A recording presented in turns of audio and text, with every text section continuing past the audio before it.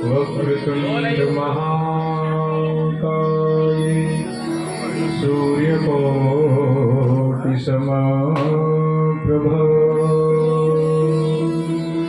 निर्विघ्नं कुरु मे देव सर्वकार्येषु सर्वदा अखण्डमण्डलाकारं व्याप्तं येन चराचरं तत्पदं दर्शितं येन तस्मै श्री गुरुवे नमः। गुरुर्ब्रह्मा गुरुर्विष्णु गुरुर्देवो महेश्वर गुरुर्साक्षात् ब्रह्मा तस्मै श्री गुरुवे नमः।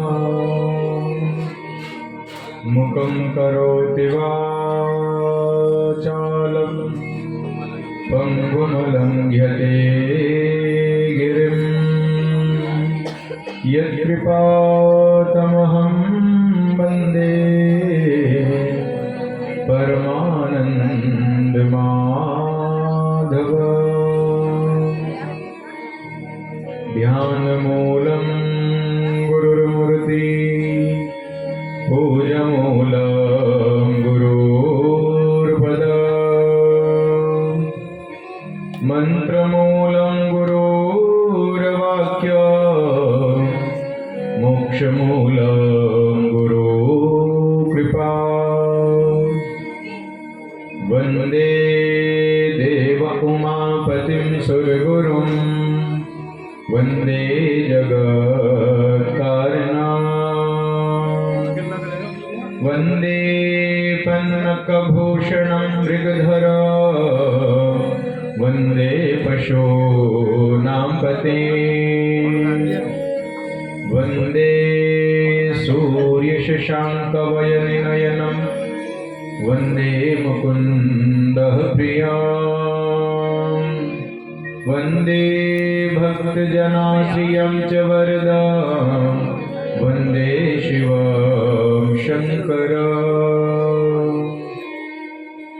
नीलाम्बुजश्यामलकोमलाङ्गं सीतासमारोपितवामिवागं पर्णो महाशायकचारुचाप नमामि रामं रघुवंशनाथ मनोजवं मारुततुल्यवेगं जितेन्द्रियं बुद्धिमतां वरिष्ठं वातात्मजं वानरयोधमुख्यं श्रीरामदूतं शरणं प्रपद्ये।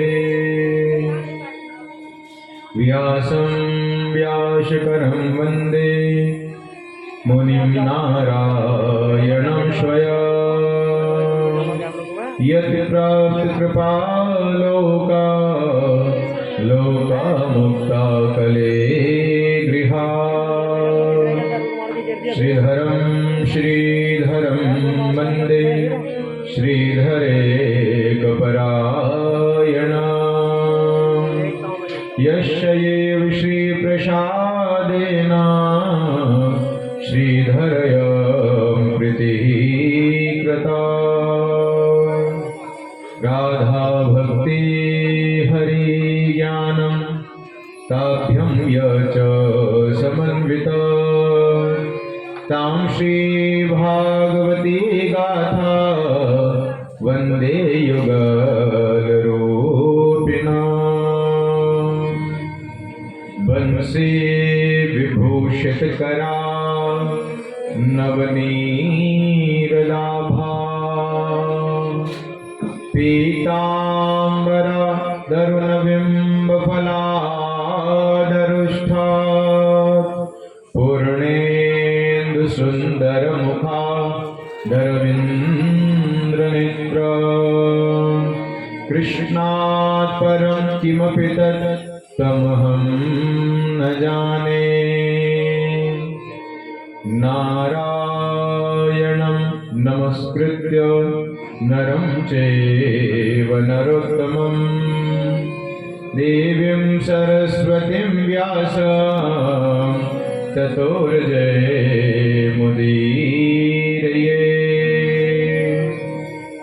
सच्चिदानन्दरूपाय विश्वोत्पत्त्यादिहेतवे तापत्रये विनाशाय श्रीकृष्णाय वयं नुमः व्यासं व्यासकरं वन्दे श्रद्धामनीषकारिका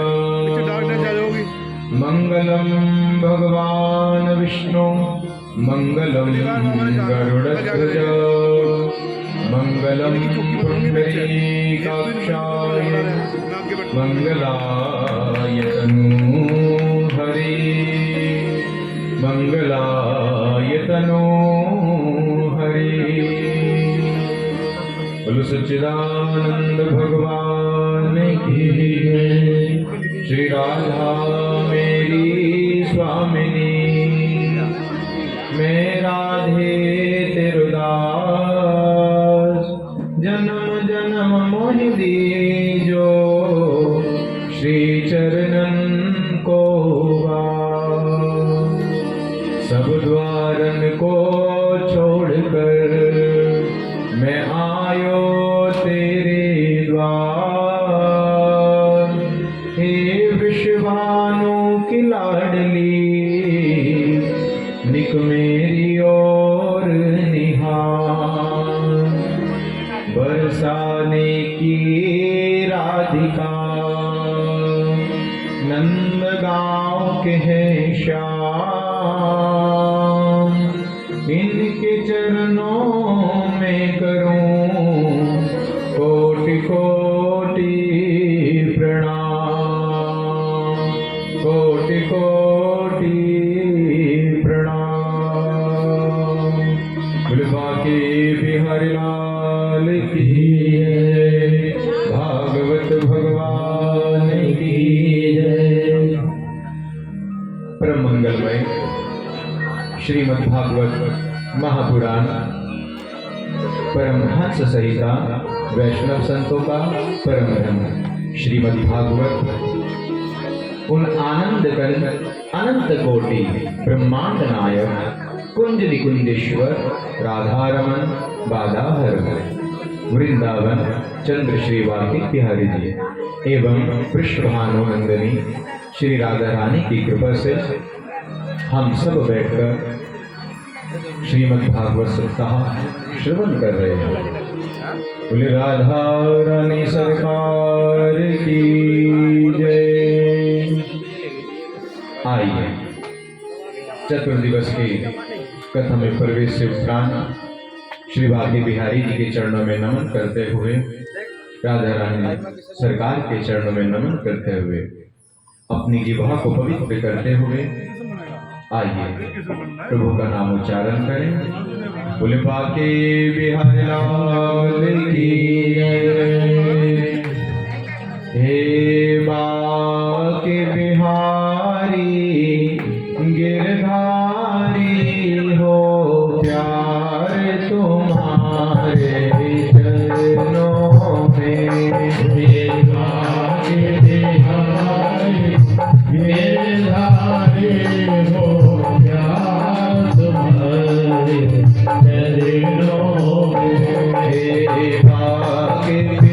बिहारी गिरधारी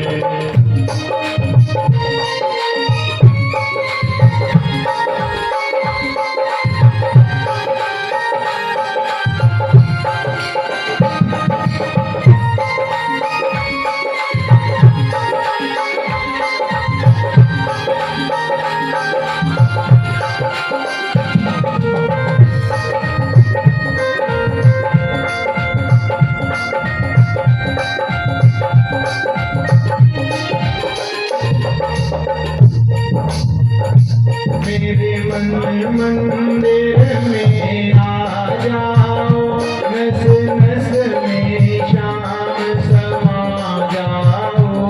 मेरे मंदिर में आ जाओ, नस नस में श्याम समा जाओ। आप सब जानते हैं कलयुग में क्या हो रहा है। इस समय हार्ट अटैक बहुत ज्यादा आ रहे हैं, छोटे छोटे बालकों को आ जाते हैं, युवाओं को आ जाते हैं, व्रत की तो क्या कहें।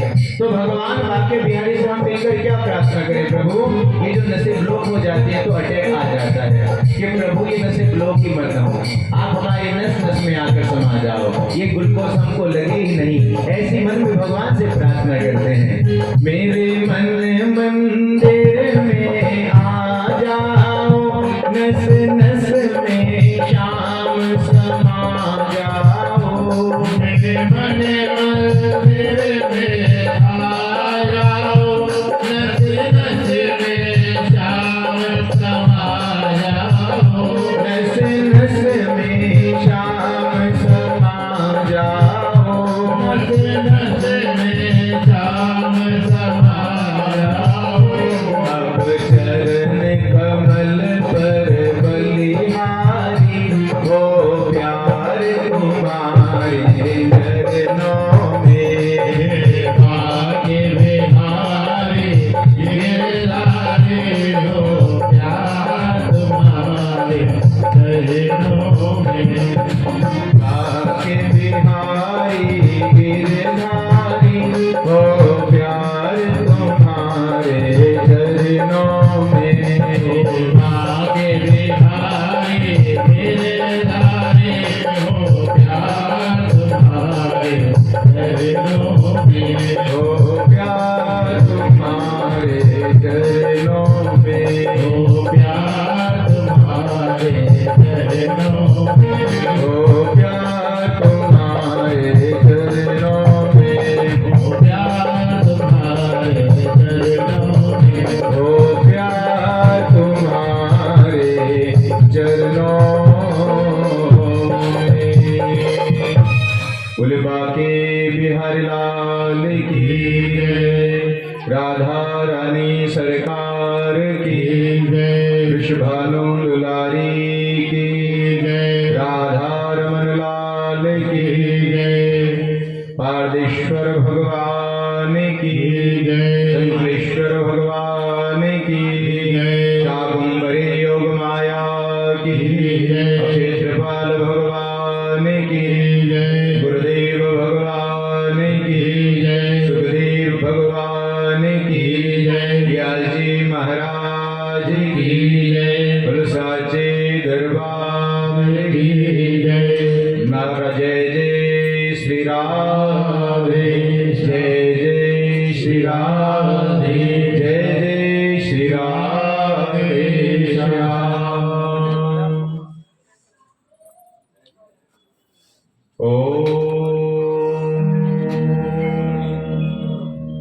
हमारे दायन, हमारे विप्र समाज, ब्राह्मण देवता, संत देव के चरणों में कोटि कोटि नमन। हमारे भाई और हमारे संगीत के बड़े भैया, सभी के हृदय में वास करने वाले बाल कृष्ण भगवान के चरणों में कोटि कोटि नमन। हमारी मातृशक्ति, हमारे बड़े बुजुर्ग, आप सभी के हृदय में वास करने वाले भगवान बाल कृष्ण के चरणों में कोटि कोटि नमन। सिया राम में सब जग जानी, करहु प्रणाम जोरि जुग पानी। प्रभु के चरणों में प्रणाम करते हुए चतुर्दिवस की कथा में हम सब प्रवेश करें। आप सभी जानते हैं कल कथा का विराम कहां पर हुआ है। राजा बलि और भगवान सूक्ष्म स्वरूप वामन भगवान का बनाकर आए हैं। राजा बलि अपने आप को बहुत बड़े दानवीर समझते थे और हमारे प्रभु बाके बिहारी जी अभिमान किसी का भी नहीं रहता। कोई कितना भी बड़ा राजा बन जाए, जाता तो वो भी खाली हाथ है। तो राजा बलि को अपने आप पर बहुत गर्व था कि मुझसे बड़ा कोई दानी नहीं हो सकता। प्रभु आज राजा बलि का अहंकार तोड़ने के लिए मात्र 3 पग भूमि मांगी। उसने प्रभु से बहुत निवेदन किया, प्रभु 3 पग भूमि से क्या होगा, मांगना है तो कुछ 2 4 5 गांव मांग लो, आप कुछ और मांग लो प्रभु। प्रभु ने कहा कि वैसे तो हम मांगते नहीं, और अगर मांगते हैं तो फिर कुछ छोड़ते ही नहीं कि जो तू देने वाला बन जाए। प्रभु ने 3 पग भूमि पर प्रथम जो चरण रखा है, अतल, वितल, सुतल, तलातल, महातल, रसातल, और दूसरा चरण रखा भूर्भुवः स्वः महः जन तप सत्यलोक नाप लिया। और जैसे सत्यलोक को नापा तो हम ब्रह्मा जी देख रहे हैं कि साक्षात भगवान नारायण के चरण आ रहे हैं। तो ब्रह्मा जी ने अपने कमंडल से जल प्रभु के चरण धुला दिए। आज प्रभु कहते हैं कि बता भाई तीसरा पैर कहां रखो, अभी तो 2 ही हुए हैं। आज राजा बलि का अभिमान टूट गया। प्रभु आप एक सूक्ष्म से बालक बनकर आए और इतना विराट रूप बना लिया, मैं तो धन्य हो गया। प्रभु आप बताइए कि दान देने वाला बड़ा होता है या दान बड़ा होता है? कि दान की तो कोई सीमा नहीं होती, और दान करने वाला भी प्रभु आपके सामने है। तो प्रभु ये जो तीसरा पग बचा है, आप इसको मेरे शीश पर रख दो प्रभु, मेरा भी उद्धार हो जाएगा। तो तीसरा पग जैसे ही पैर सिर पर रखा है तो पाताल लोक में ले गए, और पाताल लोक का सारा राज्य उनको सौंप दिया गया। अब प्रभु उनसे बड़े प्रसन्न हुए। प्रभु ने कहा, मैं आपकी इस अद्भुत दान आपने मुझको दिया, आपको अभिमान हो गया था, अभिमान नहीं करना चाहिए किसी भी बात का। जो है वो मेरा है, जो रहेगा वो भी मेरा रहेगा।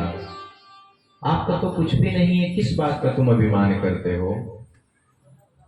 आज इतने सुंदर उपदेश देते हैं प्रभु। राजा बलि गदगद हो गए।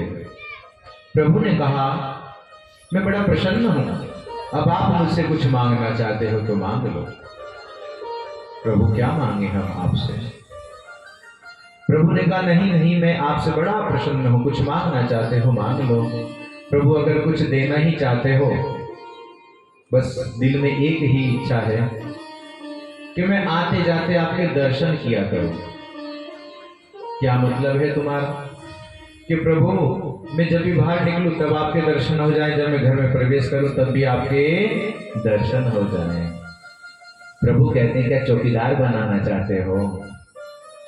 तुम्हारे घर की पहरादारी करूंगा मैं। अब आप जो समझना चाहें आप वो समझ लें। प्रभु ने कहा, तथास्तु, मुझे स्वीकार है। अब आप सब जानते हैं, हमारे प्रभु भी भक्तों के वश में हैं। भक्त नहीं होंगे तो भगवान कहाँ होंगे? ये मंदिर भी खाली हो जाएंगे, अगर भक्त नहीं जाएंगे तो वहां मूर्ति भी नहीं लगेगी। ये साक्षात सच्चाई है। परमात्मा भी साक्षात अपने भक्तों के वशीभूत हैं। आज द्वारपाल बन गए, 6 महीने बीत गए। लक्ष्मी जी को मालूम हुआ कि ये तो पाताल लोक में राजा बलि ने उनको द्वारपाल बना लिया है। आप सब जानते हैं, रक्षाबंधन आती है। आज लक्ष्मी जी वहां पर राजा बलि की बहन बनकर गई है। लक्ष्मी जी ने जाकर कलावा बांधा है। आप सब जानते हैं, जब भी पंडित जी महाराज कलावा बांधते हैं तो इसकी विशेषता है, कभी भी कलावा आपको खाली हाथ नहीं बनवाना चाहिए। ऐसा जरूरी नहीं आपको दक्षिणा ही हाथ में रखनी है। एक समय ऐसा आ जाता है, नहीं है हमारे पास, तो आप पत्र पुष्प, आपके पास में कोई पुष्प भी है तो वो लक्ष्मी का रूप माना गया है। आप उस पुष्प को अपने हाथ में रखें और पंडित जी महाराज बड़े सुंदर मंत्रों का उच्चारण करते हैं। ये न बद्धो बलि राजा दानवेंद्रो महाबल तेन त्वानाम प्रतिबंधामि रक्षे वाचल वाचल। कितना सुंदर कलावा बांधा है। बलि प्रसन्न हो गया। आप बहन कुछ मांग लो मुझसे, कुछ मांगना चाहती हो। आप सब जानते हैं लक्ष्मी जी ने क्या मांगा है कि भैया अगर कुछ देना ही चाहते हो तो ये जो द्वारपाल खड़ा है ये बड़ा सुंदर है, बस आप इसको दे दो। अब जैसे ही बलि ने देखा, अच्छा अभी तक तो हमने सुना था यही छलिया है। अरे बहन, तुमने छल करना कब से सीख लिया? आपको जैसा अच्छा लगे आप ले जाइए। आज लक्ष्मी जी भगवान नारायण को लेकर आ गई। तो देखिए प्रभु प्रेम के बंधन में कैसे बंध जाते हैं, भक्तों के बंधन में कैसे बंध जाते हैं। द्वारपाल ही बनकर खड़े हो गए। जैसे रखोगे मैं ऐसे रह लूंगा। आप सब जानते हैं हमारे घर में अनेक प्रतिमाएं होती हैं और कुछ प्रतिमाएं तो हम अपने लोकर में बंद करके रखते हैं।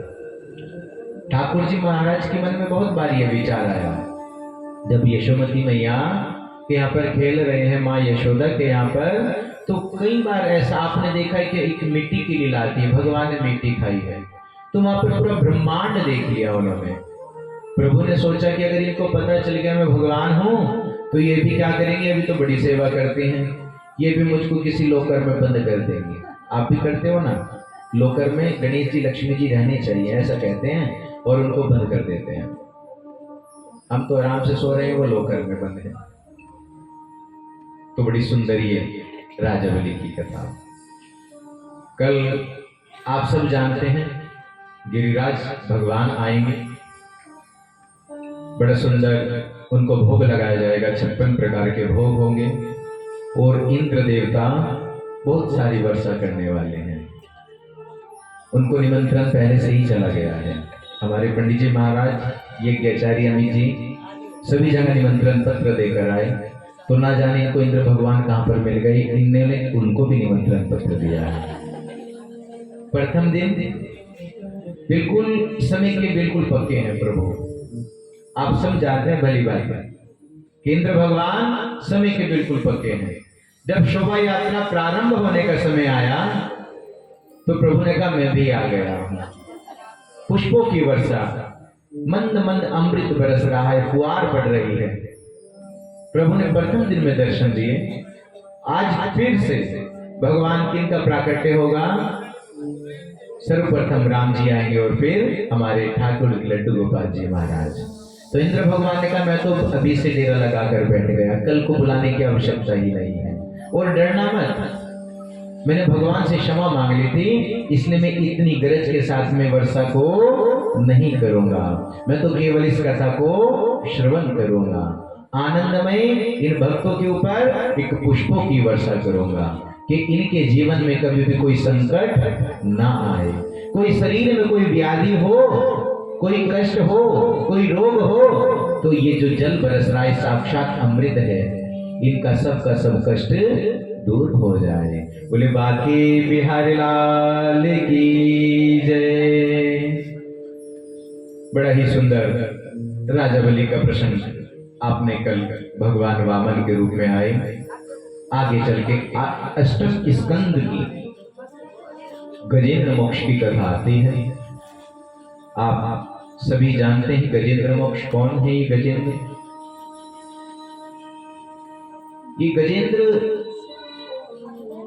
एक समय पहले इंद्रजुम्न नाम के राजा थे, राज्य किया करते थे। और जो इनके गुरु हैं वो अगस्त ऋषि जी हैं। एक दिन अगस्त ऋषि जी इंद्रजुम्न के महल की ओर आ रहे थे, तो आज मन में इस प्रकार का अभिमान आया कि देखो मेरे गुरुदेव कैसे हाथी की तरह चलकर आ रहे हैं। अच्छे खासे थोड़े से मोटे थे वो। आगे भी इनकी कथा कल आएगी, आप श्रवण करेंगे। तो ये जब खाते हैं तो अच्छे से खाते हैं, ये रोज रोज नहीं खाते। एक युग में एक ही बार खा लेते हैं, एक युग का, फिर दूसरे युग में पानी पीते हैं और तीसरे युग में सोने के लिए चले जाते हैं। हमें तो नित्य प्रति 3 बार भोजन चाहिए, और उसमें भी कई बार झंझट भी आ जाते हैं जब भगवान का भजन करने के लिए जाते हैं।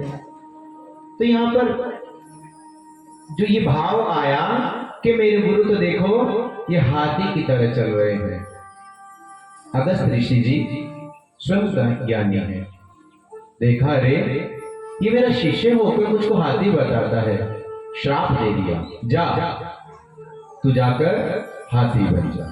उसने कहा नहीं प्रभु गुरुदेव मुझे क्षमा करें, मुझे क्षमा करें, मुझसे अपराध हुआ है।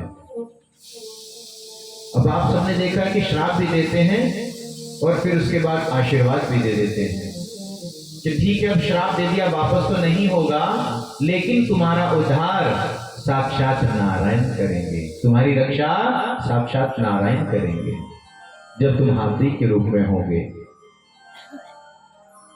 ये गजेंद्र, इसका बहुत बड़ा परिवार है, जंगल में रहता है, त्रिकुट नामक पर्वत पे। बहुत बड़ा परिवार, इतना बड़ा राज्य है कि अगर हमारे भी 10, 20, 50 भाई हो जाएं तो जो भी हमारी कॉलोनी होती है तो हमारा वर्चस्व हो जाता है। इसी प्रकार से इसका भी बहुत बड़ा वर्चस्व फैला हुआ था। जो शेर इत्यादि होते थे वो भी इसे डरते थे। इस प्रकार से ये बड़े प्रतापी हैं वहां पर, ये राजा कहलाए हैं वहां पर। आज पूरे परिवार के साथ में एक सरोवर में स्नान करने के लिए गए। जैसे ही स्नान करना प्रारंभ किया, सब परिवार के साथ में आनंदमय होकर स्नान कर रहे हैं, तो एक मगरमच्छ ने ग्रह ने उनका पैर पकड़ लिया। अब हाथी है, सोचा होगा कोई कीट पतंग आदि छोटा मोटा बिच्छू वगैरह आ गया होगा। नहाते रहे, स्नान करते रहे। जब स्नान करते करते समय बीत गया तो परिवार के सदस्य सब के सब बाहर निकलने लगे। अब जैसे ही गज ये बाहर निकलते तो गजेंद्र बाहर नहीं निकल पाया। उसकी पकड़ बड़ी मजबूत थी, उसने बाहर निकलने नहीं दिया। तो जब भी हमें कोई परेशानी आती है तो हम परिवार को आवाज लगाते हैं, ये हमारी सबसे बड़ी भूल है। जिस परमात्मा ने हमको जन्म दिया है हम उसको कभी याद नहीं करते, जिसको हमने जन्म दिया है हम उसको याद करते हैं। तो आज परिवार को याद किया, अरे बालक मुझे बचाओ, मुझसे बाहर नहीं निकला जाता, किसी ने मेरा पैर पकड़ लिया है।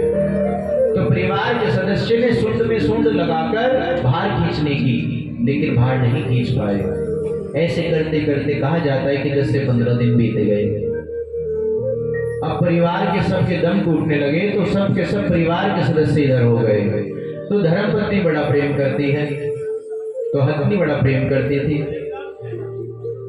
उसने भी 5, 7, 10 दिन और आगे खींचने का बड़ा प्रयास किया कि बाहर आ जाएं मेरे स्वामी, लेकिन वो बाहर नहीं आ पाए। तो एक समय ऐसा आ गया कि वो भी छोड़कर चली गई है। ऐसे ही अंत समय जब हम सबका आता है ना, जिसके मोह ममता में हम पड़े रहते हैं कि भगवान की ओर जा ही नहीं पाते, सत्संग की ओर जा ही नहीं पाते,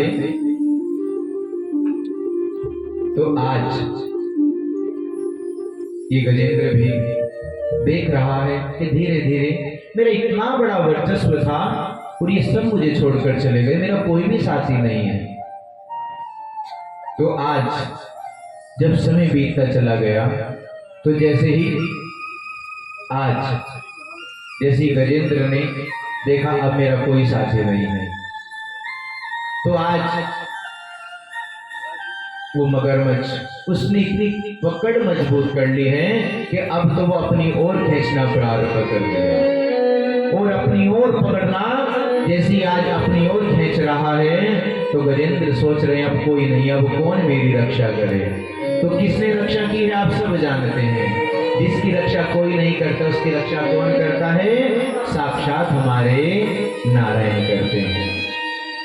गजेंद्र भगवान से कह रहा है, पानी है सर से ऊपर, मुसीबत अड़ गई है, आज हमको तुम्हारी जरूरत पड़ गई है, आज हमको तुम्हारी जरूरत पड़ गई है। अपने हाथ से हाथ पकड़ लो, मानूंगा एहसान तेरा, मानूंगा एहसान, साथ हमारे कौन चलेगा। आज गज पुकार आए प्रभु से कि प्रभु मैंने देखा ये परिवार मेरा, ये तो कोई भी नहीं है मेरा। तो आज बड़ी सुंदर पुकार कर रहा है, साथ हमारे कौन चलेगा, तुम ना सुनोगे तो कौन सुनेगा, तुम ना सुनोगे तो कौन सुनेगा, साथी हमारा कौन बनेगा, तुम ना सुनोगे तो कौन सुनेगा, तुम ना सुनोगे तो कौन सुनेगा।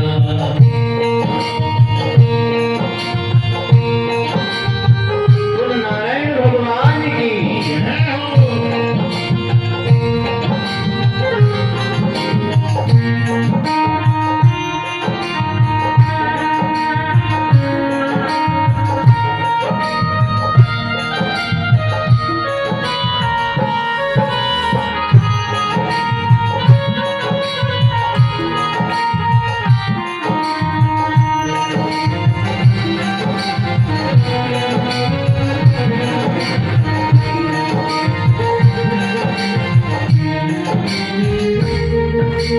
जब कोई साथ नहीं देता तो फिर क्या, केवल मंदिर नजर आता है। पंडित जी को उपाय केवल मंदिर का ही बताते हैं। तो आज गजेंद्र भी भगवान से साक्षात यही कहते हैं, आ गया दर पे तेरे सुनाई हो जाए,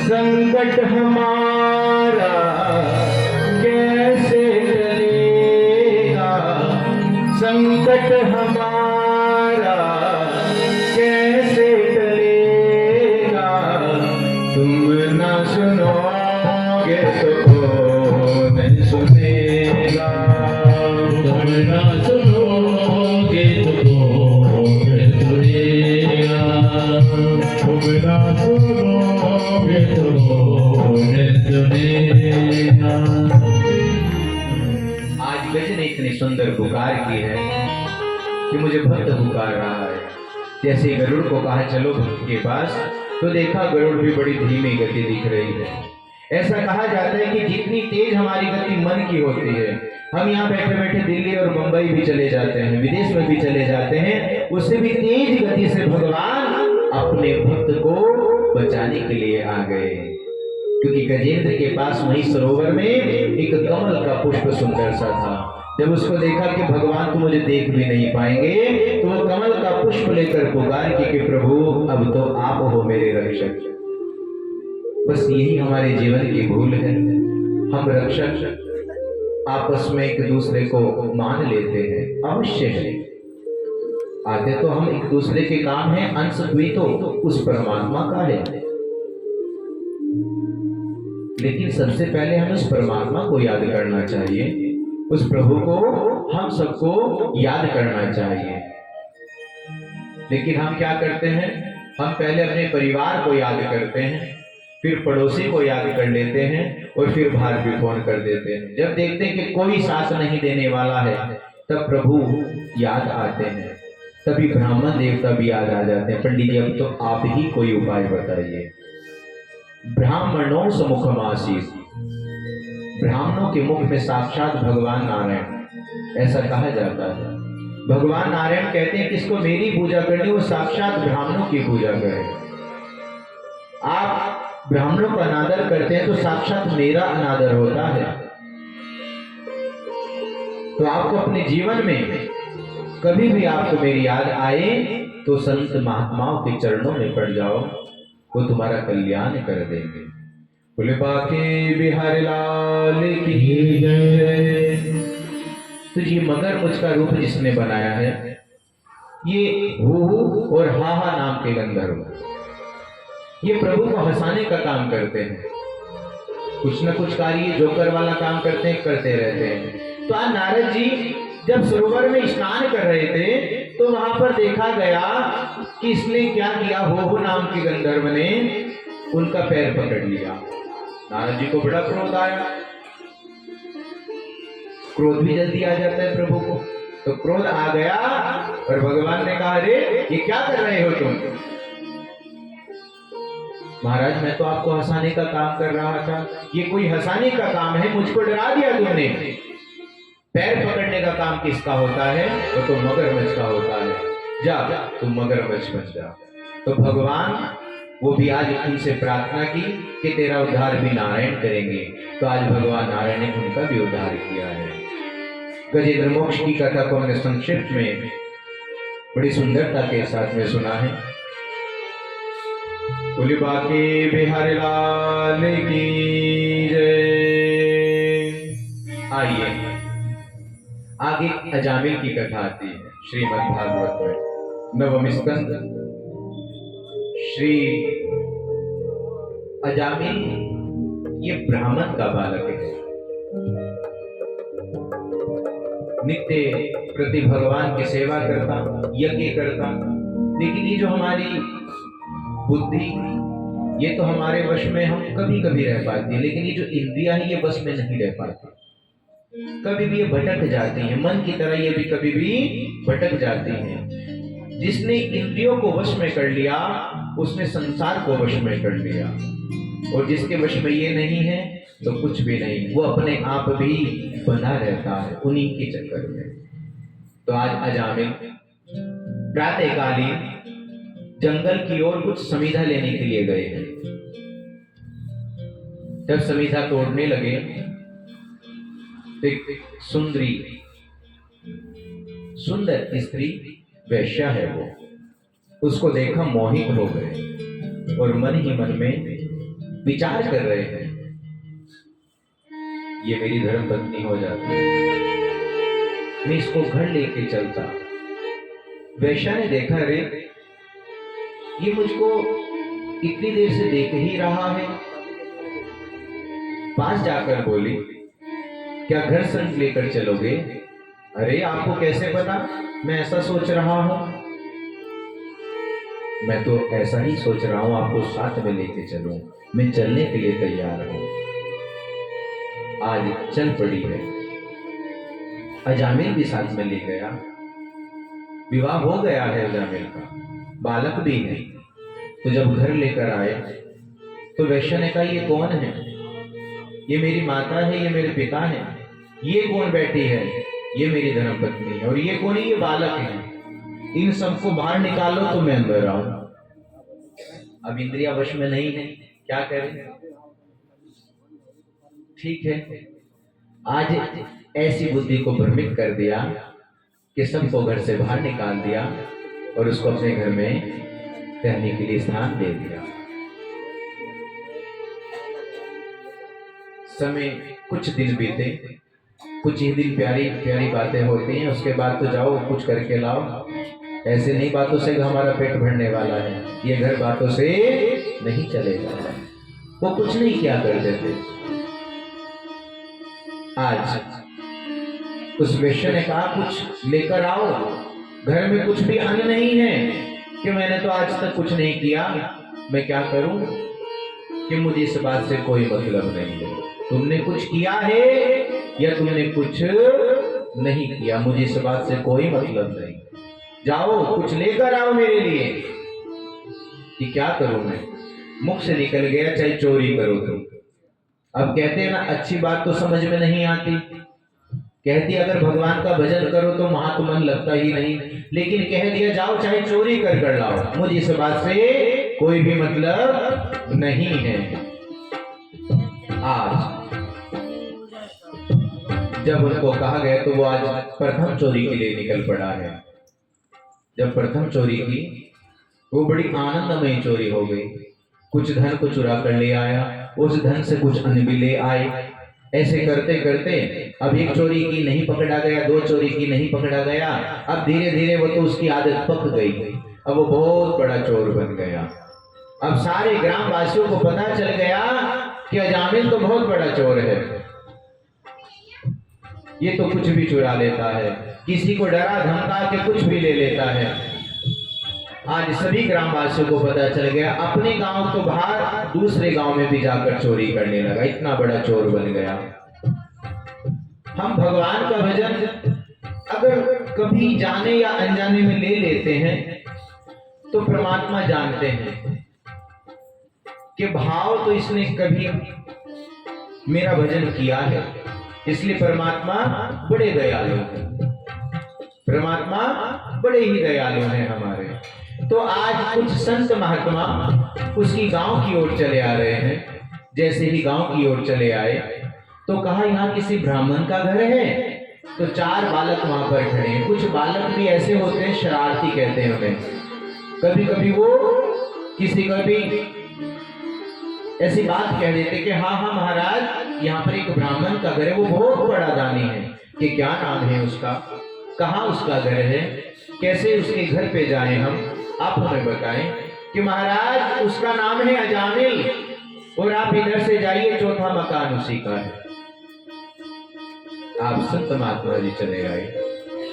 जैसे संत महात्मा वहां पर जाकर गेट खटखटाया तो वैश्य ने देखा साक्षात संत देवता वहां पर। आज बड़ी प्रसन्न हो गई, महात्मा जी को प्रणाम किया कि प्रभु मैं आपको प्रणाम करते हूँ। महात्मा जी प्रणाम किया है बड़े सुंदर भाव से, और आंखों में अशुभात है कि ऐसा कहा जाता है कि जिसके घर ब्राह्मण संत आ जाए वो तो साक्षात भगवान आ जाते हैं। आज साक्षात भगवान मेरे द्वार पर खड़े हैं और मैं इनको अंदर भी नहीं बुला सकती, वो भी जानती है मैं वैश्या हूं। तो आज संत महात्मा जी कहते हैं, हम भ्रमण करते हुए वृंदावन जा रहे थे, संध्या का समय होने जा रहा था, तो हमने सोचा क्यों ना किसी ब्राह्मण के घर में रात्रि का विश्राम कर ले। इंद्र भगवान फिर से प्रसन्न हो गए हैं। बोले इंद्रदेव भगवान की जय। आज संत महात्मा ने कहा कि हम आपके यहाँ कुछ भोजन ग्रहण करने के लिए आए, कुछ भोजन पाना है हमको। उसने कहा महाराज मैं आपको क्या बताऊं कि मेरे यहाँ कोई नेक कमाई नहीं है, सब पाप की कमाई है, और मेरे घर में जो मेरे पति ने धन कमाया है वो भी पाप का है, और जो अन्न है वो भी। तो संत महात्मा जी ने बड़ा सुंदर उपदेश दिया। वो उनका उद्धार करना चाहते हैं कि सूखे अन्न में किसी प्रकार का कोई दोष नहीं होता। ठीक है, आपके घर शुद्ध नहीं है तो बाहर ये जो वट वृक्ष लगा है, हम इसके बाहर बैठकर ही अपना भोजन बना लेंगे। आज कुछ अन्न लिया, बाहर बैठकर भोजन बनाना प्रारंभ कर दिया। जैसे भोजन बनाया, भोग लगाया भगवान को, तुदीयमस्तु भो देव तुभ्यमेव समर्पितम गृहाणे समुखो भूत्वा प्रसीदः परमेश्वर। कि हे नारायण, आप भोग लगाओ। भोग लगाकर जैसे आज पाना प्रारंभ किया तो अजामिल वहां पर आ गया। अजामिल दौड़ा दौड़ा आया, देख रहा है रे मेरे घर के बाहर ये संत महात्मा ये क्या कर रहे हैं, आप यहाँ क्या कर रहे हैं, कैसे बैठे हैं आप यहाँ पर। बड़ा क्रोध करने लगा। आतिंद्र भगवान कहीं आपको अंदर ही ना भेज दें, आप घबराना ना। प्रभु ने कहा कि मैं वर्षा कर रहा हूं, अमृत बरसा रहा हूं। बोले बाकी बिहारी लाल की जय। देखिए, पंडित जी की बातों में भी मत आना ज्यादा। अगर कोई वहां पर पानी आ रहा है तो आगे आ जाना थोड़े थोड़े से, अन्यथा कल को पंडित जी को ही कहोगे पंडित जी ये क्या हुआ। तो आज अजामिल ने देखा, बड़ा क्रोध करने लगा। तो वैश्य बाहर निकल के आई। अरे कैसे शोर मचा रहे हो तुम, क्या बात है, इतना शोर क्यों मचा रहे हो। तो जैसे ही अजामिल ने देखा, रे ये तो धर्मपत्नी मुझे ही डांट रही है। तो आप सब जानते हैं कि जब मसला बड़ा होता है तो वहां पर स्त्री लेडीज फर्स्ट आ जाती है। अब स्वामी किसी की बात माने या ना माने, लेकिन लक्ष्मी जी की बात अवश्य मान लेते हैं। अच्छा क्या बात है, मैंने इनको यहाँ बिठाया है, कैसे बोल रहे हो तुम इनसे ऐसे। अरे आपने बिठाया है, ठीक है। चुपचाप शांत होकर चले गए अपने कमरे की ओर। जैसे आज अपने कमरे में चले गए, कमरे में जाने के बाद में बैठ गए। अब संत महात्मा महाराज ने भोजन कर लिया। भोजन प्रसाद खाने के बाद एक संत महात्मा को रात में नींद भी नहीं आई। जो बड़े संत हैं उनके साथ और उनके शिष्य हैं वो तो सब निंद्रा में आ गए, लेकिन उनको नींद नहीं आई रात्रि में। वो विचार कर रहे हैं, क्योंकि संत महात्मा किसी के घर कोई अन्न भी खाते हैं ना, तो हमारा तो परम सौभाग्य है, लेकिन उसका आशीर्वाद हमें देकर जाते हैं। आकाशात् परितंतोयम यथा गच्छति सागरम सर्वदेव नमस्कारे केशवम प्रति गच्छति। जो ये भगवान आकाश से वर्ष बरसा रहे हैं, जितना जल आ रहा है ये नाली से नालों में जाएगा, नाली से नदी में जाएगा, नदी से गंगा में जाएगा और गंगा से सागर में जाएगा। फिर आसमान आएगा और वहां से इस जल को उठाएगा और फिर हम सबके ऊपर यही वर्षा हो जाएगी। तो संत महात्मा भी कभी भी किसी के घर का भोजन ऐसे नहीं, साक्षात भगवान का रूप है ये। आप तो परम सौभाग्यशाली हैं, आपको कथा श्रवण करने का भी लाभ मिलता है, ब्राह्मणों की सेवा करने का भी, और साक्षात हमारे संत महात्मा जी भी यहाँ पर उपस्थित हो जाते हैं। भगवान नारायण के भक्त, साक्षात भगवान यहाँ पर उपस्थित हो जाते हैं। आपके पास में केवल 4 ही दिन बचे हैं अब, तो इसलिए आप जितनी सेवा कर सकते हैं कर लीजिएगा, क्योंकि जो भाव हमारा कथा को श्रवण करने में रहता है ऐसा परमानेंट नहीं रहता। इसलिए जो भी भोजन पानी कराना है आप महाराज जी को अधिक से अधिक कराओ, आनंदमय कि याद करें कुंज गलिन को कि मैं तो साक्षात वृंदावन भक्ति के धाम में बैठा था। तो इसलिए आप बड़े सौभाग्यशाली हैं, इसलिए आप जितना भी सेवा कर सकते हैं आप इतनी सेवा करिए। ये लड्डू गोपाल जी महाराज नित्य प्रति नहाते हैं, ये इनको हमारे पंडित जी महाराज ने बड़ी सुंदर व्यवस्था की है कि जिस प्रकार से हम दूल्हे राजा को सजाते हैं ना नित्य प्रति, दूल्हे राजा तो शादी में सजते हैं, लेकिन ये तो हमारे नित्य प्रति के दूल्हे राजा हैं, रोज नए नए वस्त्र धारण करते हैं। और प्रतिनिधि किसको बनाया है इन्होंने, पंडित अमित जी को। बड़ी सुंदर भाव है। हमारे पंडित जी महाराज यज्ञाचार्य भी बन जाते हैं, कर्मचारी भी बन जाते हैं और इन सब के मित्र भी बन जाते हैं। साक्षात सभी कार्य में सबका साथ देते हैं वो। इतने सुंदर हमारे पंडित जी महाराज हैं। अगर उनका प्रयास ना होता तो हम सब यहाँ पर बैठकर कथा को श्रवण नहीं करने होते। ये सत्यता है। आज एक महात्मा जी को नींद नहीं आई रात्रि में, तो संत महात्मा जी सोच रहे हैं कि इसका कल्याण कैसे करूं। हमने इसके घर का अन्न खाया है और हमें इसका कल्याण करना। ये इतना दुराचारी हो गया कि अगर मैं इसको कहूंगा कि नित्य प्रति सुबह उठकर तुम प्रातःकालीन गायत्री मंत्र का जप करना या सूर्य भगवान को अर्घ देना, तो ये ऐसा कुछ भी कार्य नहीं करेगा। इसको ये सब ढोंग लगेगा। तो इसके लिए क्या किया जाए? अब जो ये राजा अजामिल है, तो ये अजामिल के 9 पुत्र हो चुके हैं और इनकी पत्नी भी गर्भवती है। तो महात्मा जी ने मन में विचार किया कि इसकी पत्नी गर्भवती है, इसको कोई आशीर्वाद दिया जाए। अब जब प्रातःकालीन सुबह हुई तो संध्या वंदन करके जैसे ही संत महात्मा जी आज चलने को हुए तो अजामिल को आवाज लगाई, अजामिल बाहर आओ।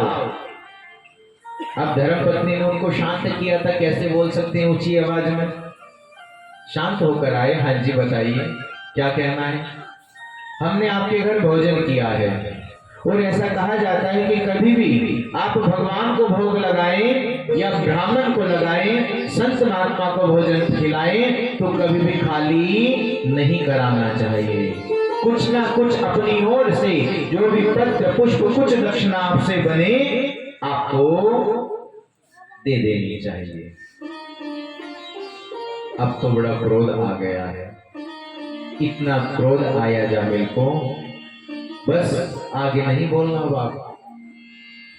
मैं अगर चुप हूं तो मैं केवल इसकी वजह से चुप हूं, अन्यथा जो आपके पास में ये कमंडलू है ना, ये लाठी है, जो कुछ भी आपका थैला में सब कुछ छीन लूंगा आपसे। आप बात करते हो दक्षिणा देने की।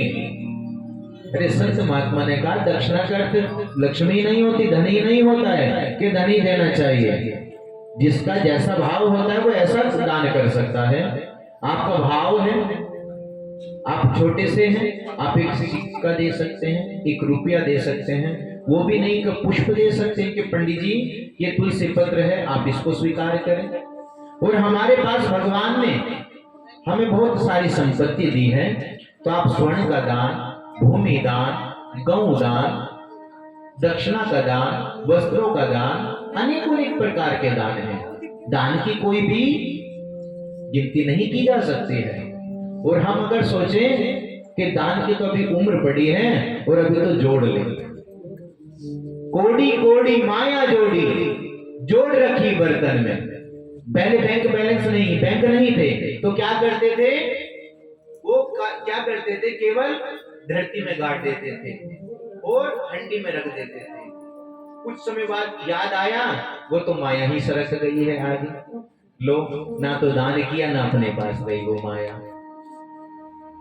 अब क्या करते हैं आप, बैंक बैलेंस भर लेते हैं, प्रॉपर्टी खरीद लेते हैं। खरीदने के बाद आप तो चले गए ऊपर, प्रभु को प्यारे हो गए। सोच रहे थे जब थोड़े से वृद्ध अवस्था में आएंगे तो हम भी भागवत जी कराएंगे, वो धन थोड़ा सा वहां पर खर्च कर देंगे। लेकिन प्रभु का पता थोड़ा है ना कब बुलावा आ जाए हमारा। अब प्रभु ने जितनी हमारे अंदर चाबी भरी है हम इतना ही जिएंगे, उसके बाद नहीं जी सकते, एक पल भी नहीं रह सकते हम। 1 सेकंड भी हमारे लिए बहुत ज्यादा हो जाती है। लेकिन हम इस बात कभी नहीं सोचते, हम तो सोचते हैं अभी और इकट्ठा करने और इकट्ठा करने। तो आज अजामिल को कहा गया कि हमें तुमसे कोई दक्षिणा नहीं चाहिए, बस हमारे कहने से तुम एक काम करना, तुम्हारी धर्म पत्नी गर्भवती है। जी महाराज बिल्कुल है। तो हमारे कहने से एक काम करना है, आपको क्या करना है महाराज जल्दी बताइए, मुझे जाना है आगे। कितनी जल्दी मत कर, जाना तो सभी को एक ना एक दिन, तू भी जाएगा, अभी ठहर थोड़ी देर यहाँ पर। अब महात्मा जी को भी क्रोध आता है, और जब इनको क्रोध आता है ना, तो जैसे भगवान भोलेनाथ के तीसरे नेत्र हल्की सी खुल जाती है, ऐसी इनकी खुल जाती है। इसलिए कभी भी इनको क्रोध नहीं दिलाना चाहिए। तो आज महात्मा जी ने कहा रुक थोड़ी देर, ठहर यहाँ पर। कहने लगे बताइए क्या कहना है कि तेरे यहाँ पर जो 10वां, तेरी गर्भ माँ यहाँ पर धर्म पत्नी गर्भवती है, उसके यहाँ पर एक पुत्र होगा, और हमारे कहने से तुम उसका नाम नारायण रख लेना। नारायण रख लेना, ये भी कोई नाम है? क्योंकि जब हमारी बुद्धि ही खराब हो जाती है तो भगवान का नाम तो हम ले ही नहीं पाते, वो ले ही नहीं पा रहा है। अरे ये भी कोई नाम है रखने का? मैं तो कोई अच्छा सा नाम रखूंगा।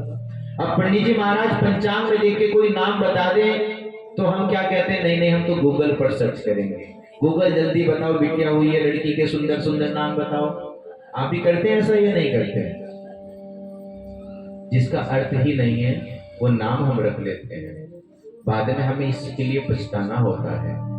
भगवान के नाम की बड़ी सुंदर महिमा है, हमारे प्रभु बड़े दयालु हैं। तो आज